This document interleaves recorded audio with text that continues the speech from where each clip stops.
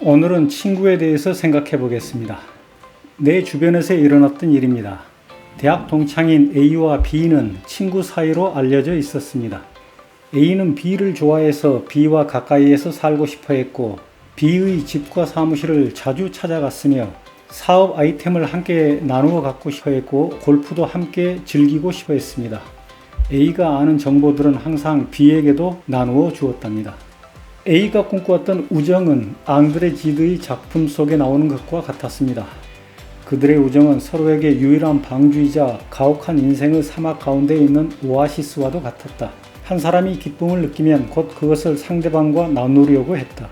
두 사람이 함께 맛보지 않으면 그 기쁨은 더 이상 아무것도 아니었다. 그런데 B는 친하게 지내는 사람들이 따로 있었지요.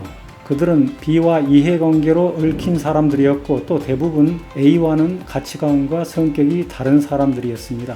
그리고 B는 A를 친구가 아닌 경쟁자로 생각하고 있었지요. A와 얼굴 마주치는 것을 원하지 않았습니다. B는 좋은 일이든 나쁜 일이든 A에게는 알리지 않았습니다. 게다가 B는 A의 이야기를 관심 있게 들었던 적은 한 번도 없었습니다. A는 상대가 싫어하더라도 하고 싶은 말을 하는 성격이었고, B는 하고 싶은 말을 숨기고 상대가 좋아할 말만 골라서 하는 성격이었습니다. 그래서 B는 착한 이미지를 유지하고 적을 만들지 않겠다는 신념에 따라 오랜 세월 동안 A를 싫어하는 속마음을 감추고 있었습니다. 하지만 B는 믿음을 속이는 것, 즉 배신 행위가 적을 만든다는 사실을 깨닫지 못했습니다.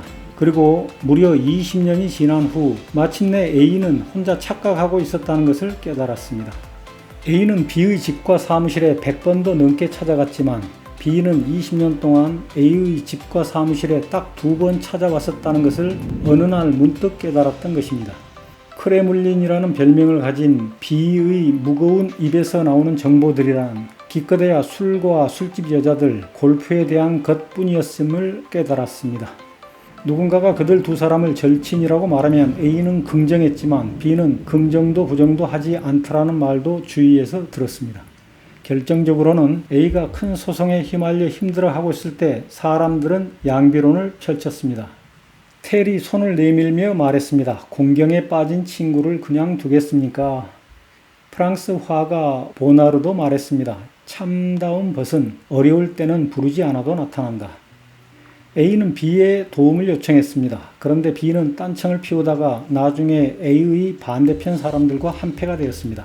그때 A가 느꼈을 충격과 배신감이 어떠했을까요? 얼마 후에 A는 B가 몰래 A에게 커다란 잘못을 저질렀다는 것을 알게 되었습니다. 배신감에 몸을 떨던 A가 가만히 있을 리 없지요. A는 B를 고소했습니다. 그러자 B는 친구 사이에 그럴 수 있느냐, 너무하지 않느냐며 A에 대해 나쁜 소문을 내고 다닙니다. 친구 사이, A는 쓴웃음을 지었습니다. A를 욕하는 사람들이 있는데 그들은 B와 이해관계에 있는 사람들이거나 B의 착한 가면만 보아왔던 사람들입니다. 주위 사람들은 두 사람이 화해하기를 권합니다. 하지만 평생 그렇게 살아왔던 B가 변하지 않을 것이라고 나는 생각합니다. 지금도 잘못을 인정하지도 뉘우치지도 않고 오히려 적반하장인 일본처럼 행동하니까요. 한순간의 화해, 한순간의 뉘우침은 그저 한순간일 뿐입니다. 평생의 진실한 우정보다 더 값진 것은 없다고 나는 생각합니다. 연인 사이나 친구 사이에는 서로 솔직해야 합니다. 상대를 착각하게 만들면 훗날 불행한 일이 생깁니다. 내가 썼던 가식과 가면을 낭송해 드리겠습니다. 좋은 사람 만나거든, 그대가 좋아하는 사람 만나거든 가면을 벗으세요.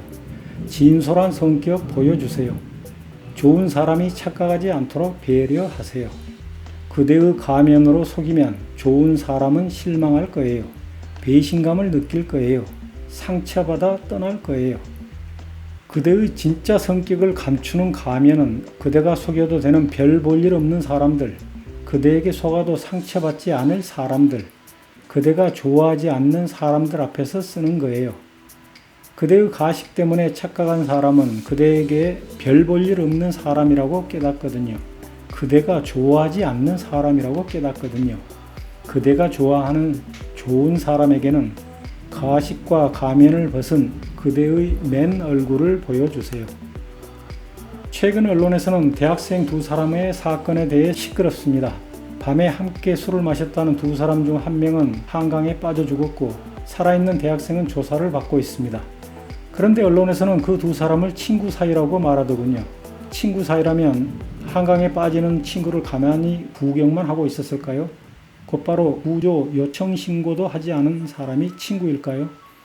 함석헌 선생의 시를 낭송해 드리겠습니다. 그 사람을 가졌는가. 말리길 나서는 날 처자를 내맡기며 마음 놓고 갈만한 사람, 그 사람을 그대는 가졌는가. 온 세상 다 나를 버려 마음이 외로울 때에도 저 마음이야 하고 믿어지는 그 사람을 그대는 가졌는가. 탔던 배 꺼지는 시간 구명대 서로 사양하며 너만은 제발 살아다오 할 그 사람을 그대는 가졌는가. 불의의 사형장에서 다 죽여도 너희 세상 빛을 위해 저만은 살려두거라 일러줄 그 사람을 그대는 가졌는가. 잊지 못할 이 세상을 놓고 떠나려 할 때 저 하나 있으니 하며 빙긋이 웃고 눈을 감을 그 사람을 그대는 가졌는가. 온 세상의 찬성보다도 아니 하고 가만히 머리 흔들 그 한 얼굴 생각에 알뜰한 유혹을 물리치게 되는 그 사람을 그대는 가졌는가. 너의 마음 깊은 곳에 하고 싶은 말 있으면 고개 들어 나를 보고 살며시 얘기하려. 나는 대학에서 의무적으로 군대 막사 같은 기숙사 생활을 하였습니다. 외출은 매주 토요일과 일요일에만 허용되었습니다. 그렇게 4년 동안 같은 장소에서 같은 옷을 입고 같은 음식을 먹으며 똑같은 선생에게서 배우고 똑같은 훈련을 받은 동기들이 400명이나 됩니다. 그런데 나하고 가치관이 비슷한 동기생은 많지 않더이다. 하물며 다른 장소에서 서로 다른 생활을 했던 사람들이야 말해 무엇하리요. 그러하니 어쩌다 비슷한 가치관을 가진 동지를 만나면 기쁘기 한량 없더이다. 동지들끼리 서로 소통하여 정이 쌓이면 우정이 됩니다. 50살이나 연상인 여인과 내가 우정을 나누었듯이 우정은 남녀노소 구분 없이 평등한 감정입니다.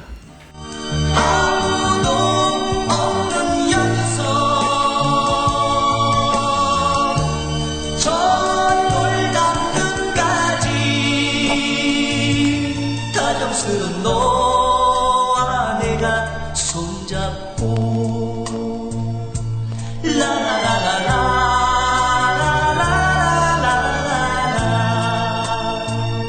그러한 우정을 나누는 가운데 함석헌 선생이 말한 그 사람, 즉 친구를 찾을 수 있다면 더없이 행복한 인생일 것입니다.